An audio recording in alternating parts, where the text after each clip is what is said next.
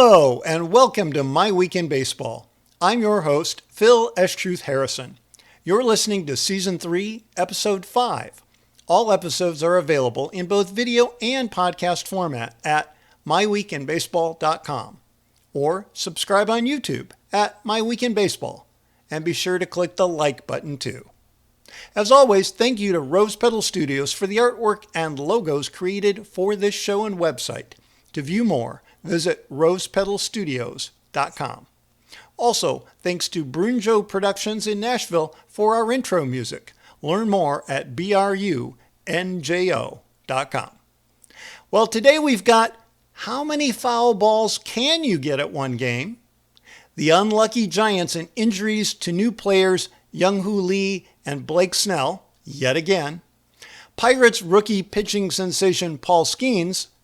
A trivia question and history of the Major League uniform numbering system. A quick overview of broadcast rights and why you may not be able to watch your favorite team anymore. Two-time batting champ Luis Arraez has traded again. The Oakland A's and their latest cap, yes, their cap. Of course, we'll also have a timely Blimerick, our baseball limerick, and our blast from the past featuring former Tiger and Cardinal Mike Laga along the way. So let's get right to it. We'll start with today's trivia question.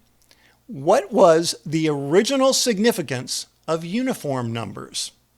Now, there are two possible answers, and I'll let you consider for now what those might be. We'll have the answer later in the broadcast. Well, back on May 12, what happened to this particular Mariners fan? A Mariners fan gets a ball, a foul ball, and it's a little bit unusual. So here's what happens. It's in the first inning in Seattle, the Mariners versus the Kansas City Royals. And the Royals have right-handed pitcher Brady Singer throwing the ball. At the same time, Mariners left-handed hitter Josh Rojas, who primarily plays third base this year, is hitting, as usual, from the left-hand side of the plate.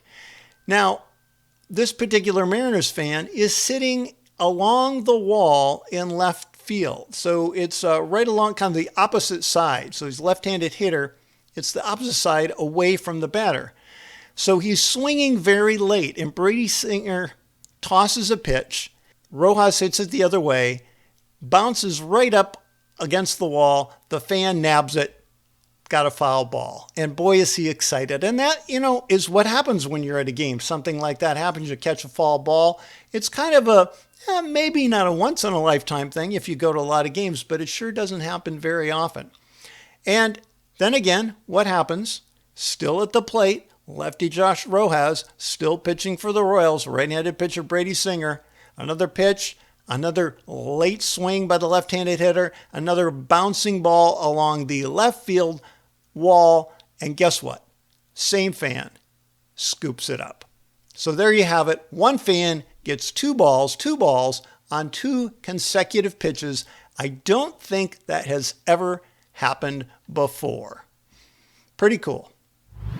Next up, the San Francisco Giants, bad luck. So they've had a lot of injuries. All teams deal with injuries, of course. Two that particularly stand out to me, and if you're a Giants fan, they'll stand out to you as well. One is going to be Blake Snell, pitcher Blake Snell, who, if you follow baseball regularly, you're going to know that he has won not one, but two Cy Young Awards. The most recent just simply last season, so two in a row. He was a very late signing in the spring by the Giants, just as the season was about to begin, partially because although he can be very, very good, he can also be wild. And he did lead the league in walks last year. And you'd think a Cy Young Award winner would be a premier pitcher to pick up. And he's kind of a yes and no. You're not 100% sure what you're going to get. Well, this year, he started late. He didn't really have a spring training. He did not pitch well in his first several games, and he got injured right away. He came back, pitched a couple more games, maybe 3 more games. So it was somewhat better, Still not what you might expect from a Cy Young Award winner. And he has now injured his groin this time, so at least it's not a pitching injury per se. It's not to his pitching arm. But it looks like he'll likely be out again for a while. And that's really a shame because the Giants really are relying on him to be a key part of the rotation. Now, another injury happened to Major League rookie Jung Hoo Lee, who of course was much hyped in the offseason as a signing from the Korean leagues, where he had a career batting average of .340 and a career on base percentage of .407. Wow.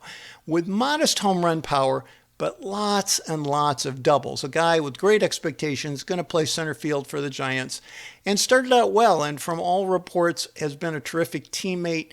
They love having him in San Francisco. But this happened a few weeks ago.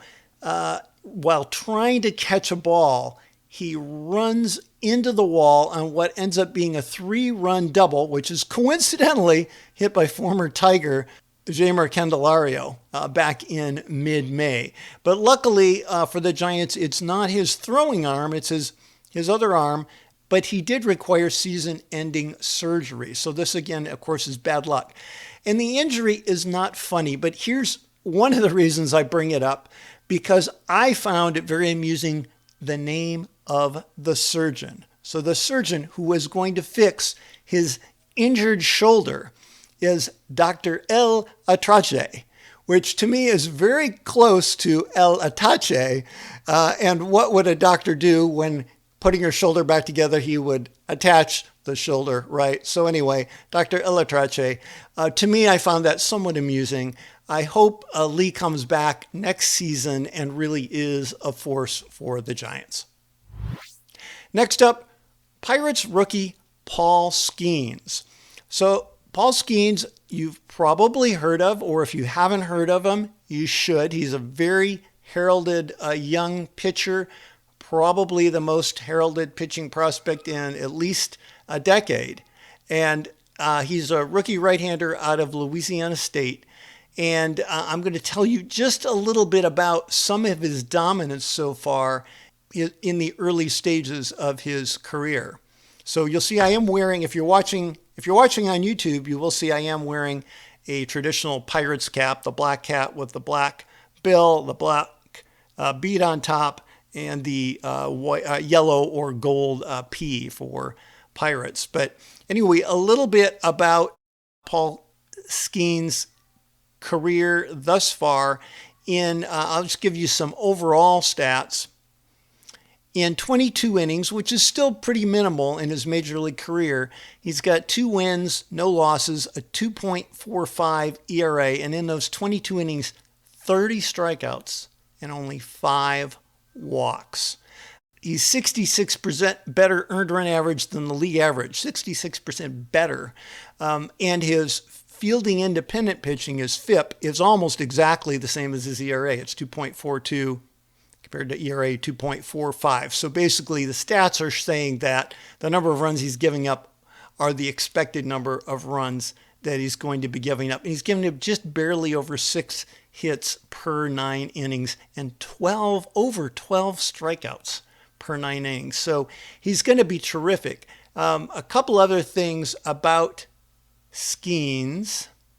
Looking back at some of the recent games he has pitched. So his very first game, he just went 4 innings and it was okay. He gave up 3 earned runs, not super impressive, struck out 7. But his second game, it's just his second game in the majors, he pitched a no-hitter for 6 innings, 1 walk, 11 strikeouts. And I know in the past we would have let the pitcher stay in, try to pitch a no-hitter, but his pitch count got too high and he got pulled from the game.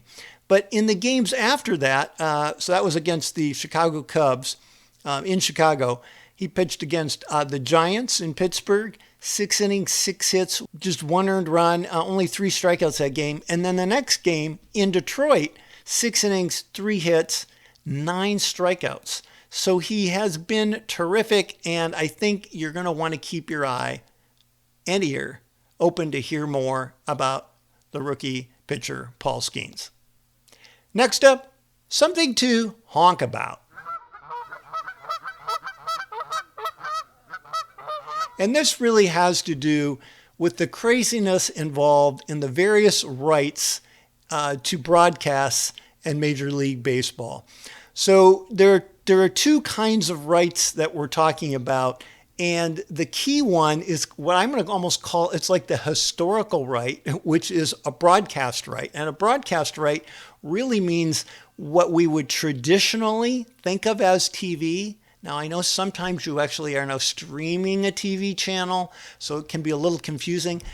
There's separately streaming rights. But what has happened historically is that a few really big teams have their own individual contracts. They might even have their own individual broadcast companies, say the New York Yankees, maybe the Dodgers. They have big markets. They have big money. They really control that. Other teams sometimes will sign with what's called an RSN, a regional sports network, and that would be like Bally Sports. The Detroit Tiger fans certainly know what I'm talking about there. And Bally Sports went bankrupt. They couldn't meet their obligations. They say they were not going to broadcast anything, but there was still a hope. There was still a hope that Bally Sports could make an agreement with Comcast, which is a big provider of television broadcast and across different regions of the country. They were not able to. They could not reach an agreement. Bally and Comcast, believe it or not, you're just talking about tons of money, dollar amounts that seem incomprehensible, and they couldn't agree to anything. You got a company going through bankruptcy. You would think they'd want to make some kind of a deal to bring some revenue in, wouldn't you?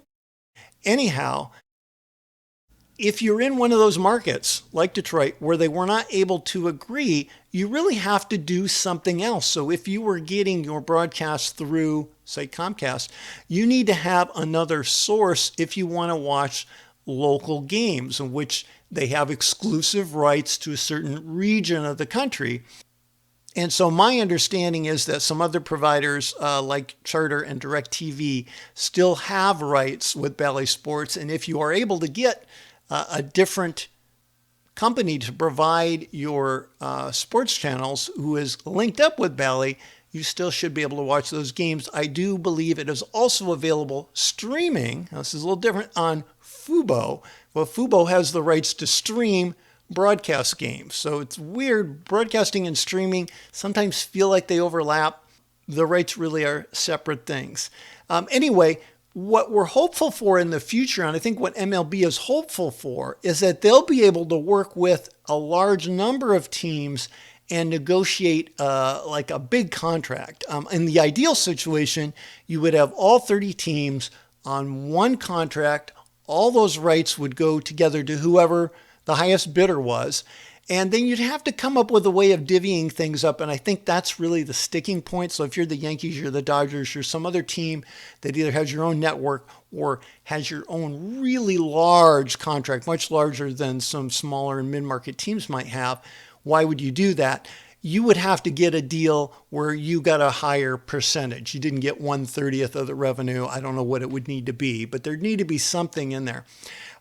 And many of those contracts, especially ones that run with regional sports networks. Now, if you control your own network and you have all your own rights and you're not contracting out to some other provider, then you could really do whatever you want whenever you want.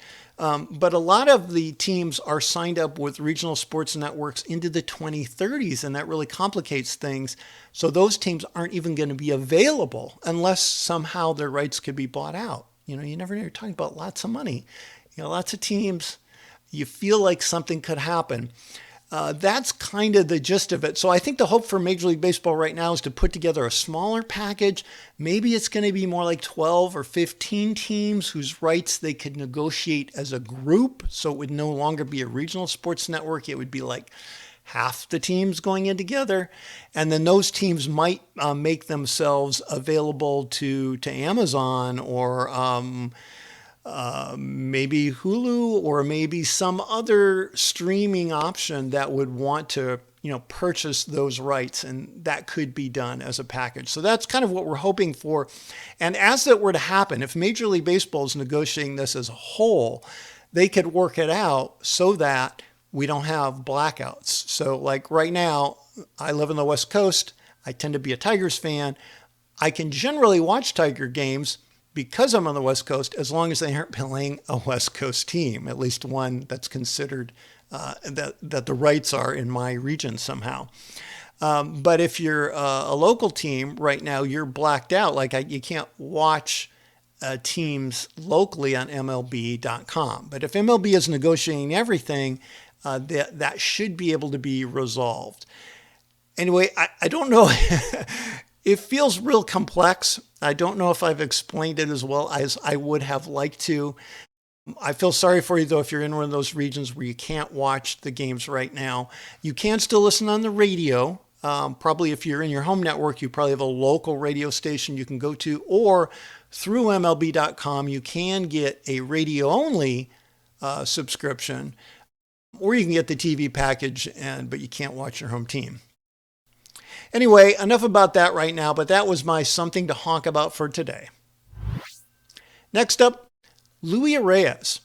So Luis Arraez, as you may remember, was traded about a year ago. He was traded in the off season between 2022 and 2023 from the Minnesota Twins to the Marlins. And at that time, the Marlins made a good playoff run with him last year, and things kind of fell apart in their front office. They've also had some key injuries and things. Things have fallen apart for them, and they're no longer contenders. So they have now traded Arraez away again. But Arraez won a batting title in the American League for the Twins. He followed it up with batting title number 2 in the National League for the Marlins last year. And he could become the first person ever to win 3 consecutive batting titles on 3 different teams. He is currently leading the major leagues in hitting this year. Some numbers in 6 major league seasons, Luis Arraez has a .327 career batting average. And I know there's a lot more to baseball now than batting average. His OPS is .804, which is quite respectable, and his OPS plus, on base plus slugging, compared to the league average, is .123, so that's 23% above league average. So he is an excellent offensive player, even though he doesn't hit very many home runs. In 2022, with the Twins, he won the batting title with a .316 batting average in the American League. Last year, 2023, he won the batting title, batting .354 for the Marlins. And you may remember last year, I broadcast several times when he was at and around, even above for a while, the 400 batting mark. But he ended the season at .354. This year, combined, he's batting .340, and he leads the major leagues in at-bats, hits, and batting average. For Miami, he played in 33 games, and he hit .299. Okay, that's probably not a batting title win anyway. Also traded to San Diego, still in the National League. So this year he's still in the same league. Different team now, though. 26 games for the Padres. He's hitting .391. So he's whacking the stuffing out of the ball for San Diego. But combined, his average this year is .340. Both these teams are in the National League. So that .340 does lead the league in hitting. It would be his third team, but he is then leading the NL in batting at .340. It's just that it's on 2 different teams. So I guess actually the good news about it, as I'm saying it out loud here, is the good news about it is that he stayed in the same league. I think this gets more complicated if he were to change leagues, in that he may not get enough plate appearances to qualify, but he should be no problem given that he's in the NL. So we'll see what happens. It will be an interesting watch if Arraez is able to keep this up and win yet a 3rd batting title for a 3rd consecutive team. So next up, our Blimerick that we have every episode, and this time it's a tribute to Luis Arraez. So here we go. Though it's hard to stay on one team, hitting the ball is easy for him. Wait for a pitch, he never yields. hitting balls all over the field. Win a third title? Now that is the dream.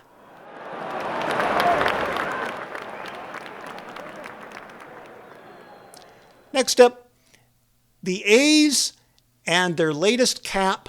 And really, I feel like I always have to talk about the A's in some way. It's also a little bit about the history of the elephant. And really why this came to me is because not long ago, I'm on one of their email subscription lists, and they're advertising, get our latest cap. It's their official batting practice cap. I'm sure all teams now have an official batting practice cap. It's different from their standard cap they wear during the game because they want to sell you, the fan, more merchandise. But anyway, this new cap has the elephant logo on it. And that made me think more about, I've heard about it before. I don't really remember what the reasoning is. Why do the A's have an elephant as their logo, and what does that mean? And here's something, it'll make more sense in a minute, but here, let me describe the cap for you. So this batting practice cap it's a dark green, probably the Kelly green body of the cap. The bill is a gold or bright yellow, and that matches the button on top. The button is that same gold or yellow. And then in the center, the logo is a pair of crossed bats in yellow or gold, crossed bats. And then holding the two bats in its trunk is the face of the elephant. Now, the interesting thing to me here, the elephant's face is green. It matches that same, maybe it's not quite the same Kelly green because it stands out a little bit from the body of the cap, but the elephant's face is green. So what is that history and why? And maybe if you're an A's fan, you may already know this, but why do the A's have the elephant logo? So my understanding, and I'm going back looking at an article written in 2021 on MLB.com by Matt Gallegos. That's where I'm getting this information. But the idea was that it was really meant originally as an insult. And the quote is something like this. It's, I think John McGraw is the one making the quote to try to denigrate the A's. And at that time, he's talking about the Philadelphia A's. And he says, quote, "The Philadelphia club will make no money. They have a big white elephant on their hands." And so the big white elephant on their hands, right? And so the A's owner then, Connie Mack, to kind of get back at this or make fun of it, made a white elephant the team's unofficial mascot, and it was kind of their cry, So we have seen this from time to time. Not in recent years. I feel like not as often. At least I haven't seen the elephant as often. So to bring it back on the batting practice cap is interesting. According to this article, back in the 1905 World Series, John McGraw, who had made the denigrating quote about the team being a white elephant, was presented with a white elephant statue before the game in the World Series. But anyhow, the thing that I found interesting, besides it being a batting practice cap, MLB trying to sell us other things, the team trying to sell us other merchandise, is that really it is a white elephant. It's the joke of the white elephant, something that doesn't quite fit, like the gift you get at the office Christmas party, that type of thing. And on the hat now, the elephant's face is green. So it's really gone. Now it's not really the white elephant joke anymore. It's just the elephant logo itself. So to me, I found that kind of interesting. And next, our blast from the past.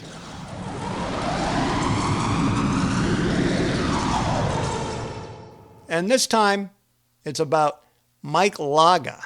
So this really comes because my wife recently noticed on Facebook a post about baseball cards.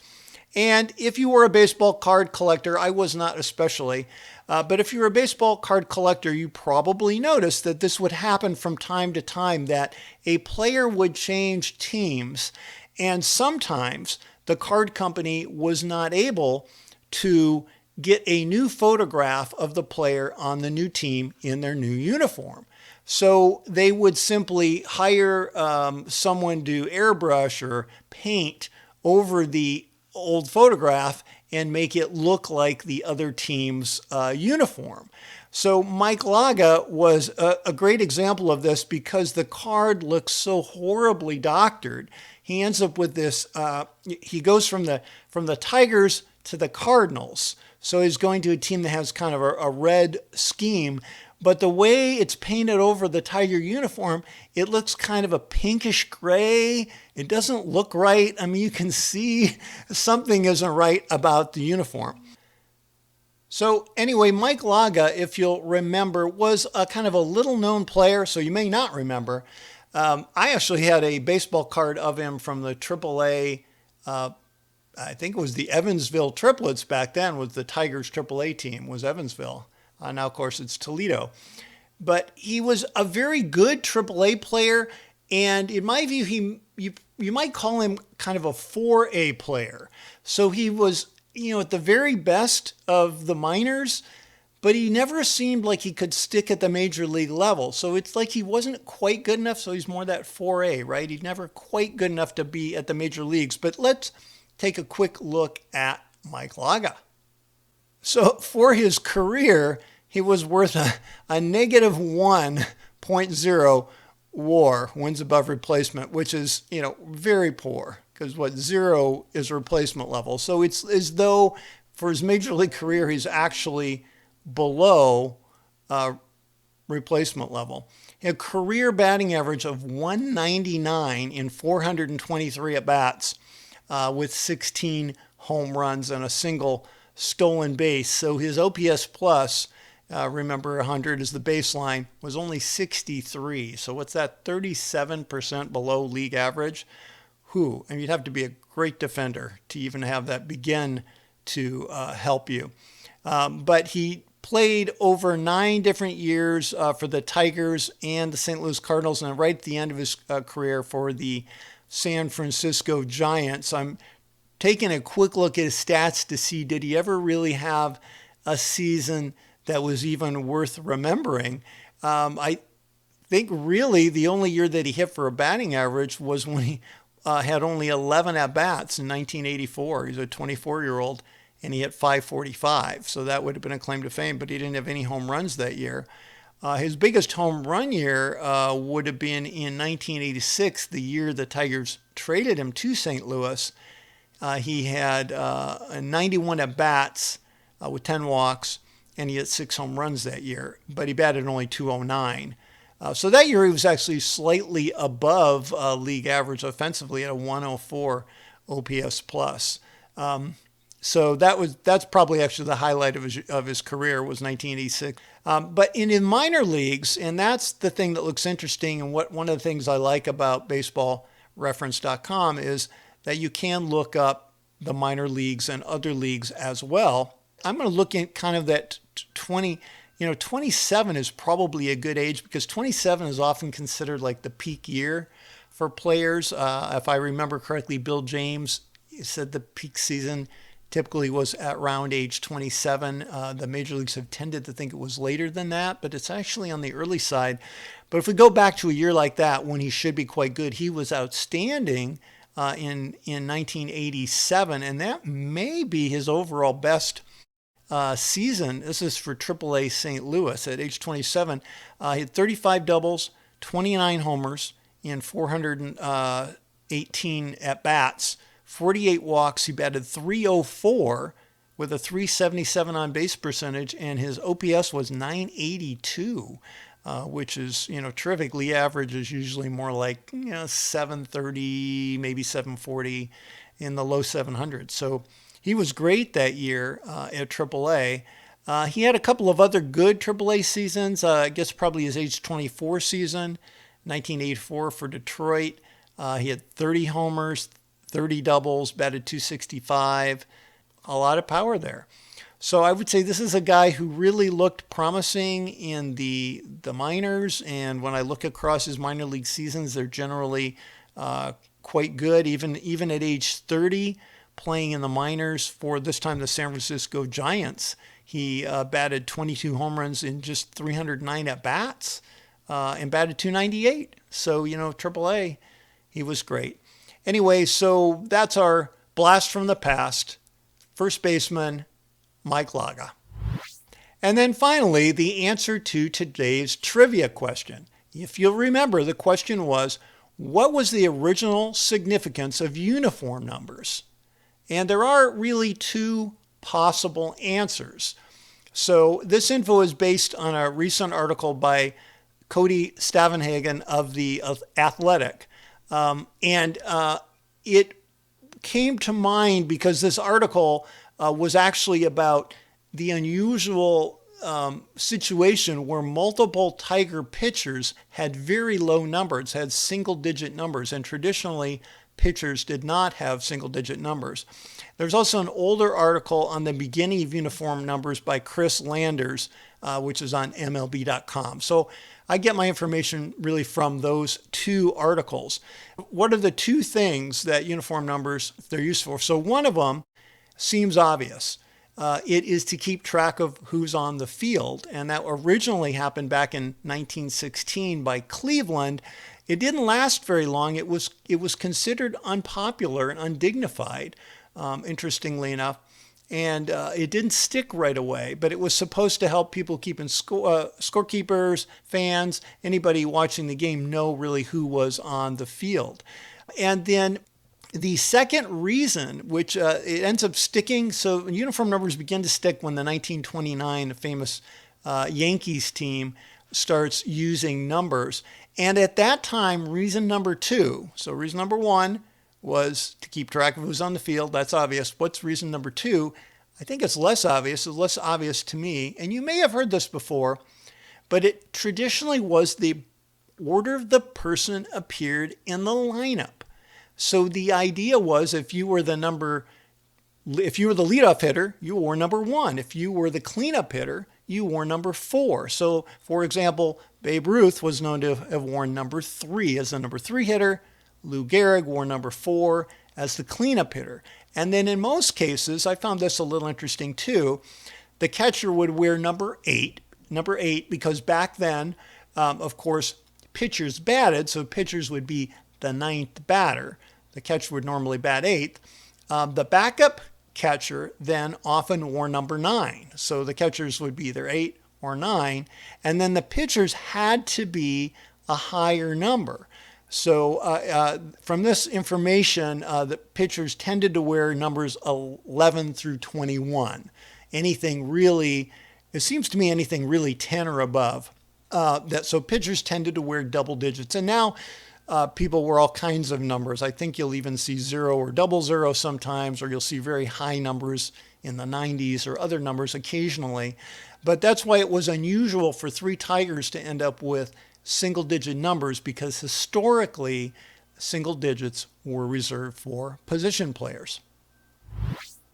So that's all for today, my friends. Join us next time, because honestly, what can be better than talking baseball? As always, I'm your host, Phil S. Truth Harrison. We'll see you next time on My Week in Baseball.